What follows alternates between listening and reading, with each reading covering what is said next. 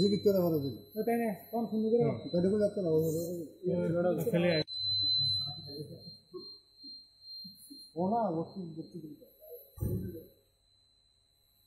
থেকে এসছেন?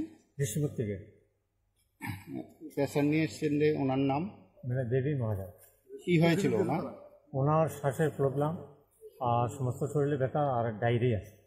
কয়টার সময় নিয়ে এসেছিলেন প্রথম?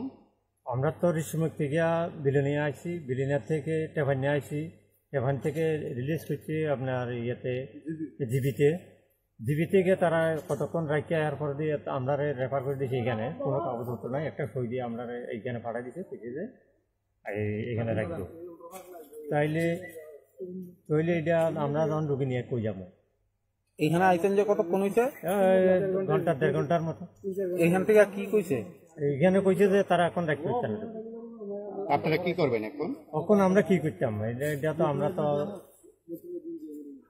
কি করতাম, আমরা তো এখন চিন্তা করি রুগী নিয়ে কই যাবো।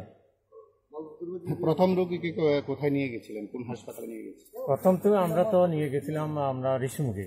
আচ্ছা, এরপর থেকে তারা রিলিজ করছে আপনার বিলোনিয়া থেকে টেভানিয়া থেকে আপনার জিবি থেকে তারা ঘন্টাখানিক পর্যন্ত রাখার পরে এরপর দিয়ে কইছে যে এখানে নাই, আইসিইউ নাই।